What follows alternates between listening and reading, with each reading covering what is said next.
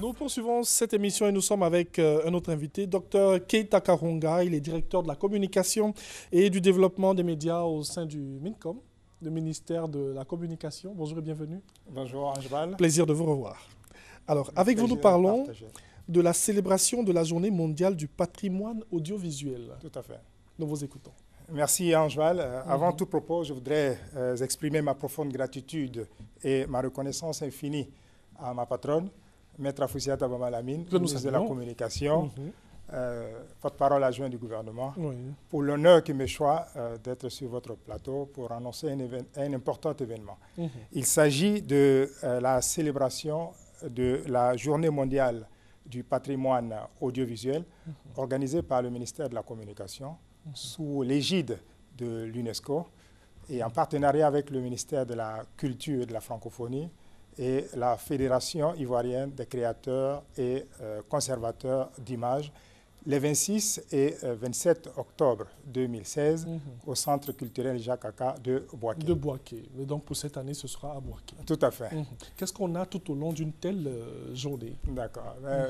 D'abord, pour rappel, faut-il rappeler donc qu'en 2005, l'UNESCO a décrété la journée du 27 octobre comme étant celle de la célébration du patrimoine audiovisuel. Et pour la première fois en Côte d'Ivoire, cette journée a été organisée en 2008. Donc, après 8 années de sensibilisation, Madame le ministre de la Communication a voulu donner une nouvelle impulsion à cette initiative de l'UNESCO en offrant à la population, toute la population de Côte d'Ivoire, et particulièrement à celle de la région de Bouaké et donc de la commune de Bouaké, de profiter de cette occasion pour mener une réflexion autour de la sauvegarde de notre patrimoine audiovisuel.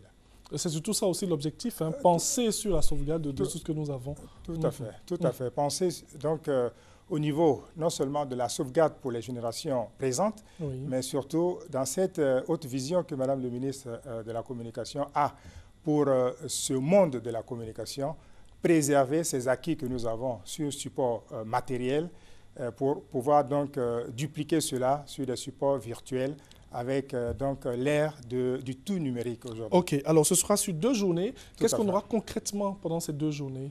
Pendant ces 2 journées, nous aurons des expositions d'archives audiovisuelles que nous avons, non seulement ici même à la RTI, mais également au sein de la direction de la communication et du développement des médias, en abrégé DECODEM, qui a donc ce trésor que nous allons présenter à la population ivoirienne, et comme je l'ai dit notamment à celle de la région de Bouaké et de la commune de Bouaké, surtout. OK. Alors, on va réitérer encore, lancer un appel à toutes ces populations. Voilà. Donc, en marge de ces expositions, nous aurons des projections de films, nous aurons également des panels. Ces panels qui vont tourner autour de l'importance de la danse en Côte d'Ivoire, de la tradition, mais surtout de la TNT, pour montrer donc l'importance de cette sauvegarde que nous voulons, que nous souhaitons vivement, non seulement pour la Côte d'Ivoire, mais pour le monde entier. C'est pour cela que c'est une journée mondiale. Et donc nous aurons également une soirée, n'est-ce pas? Et le clou de cette activité, les populations sont invitées à ces projections de films. Les populations sont invitées également à ce vernissage d'exposition.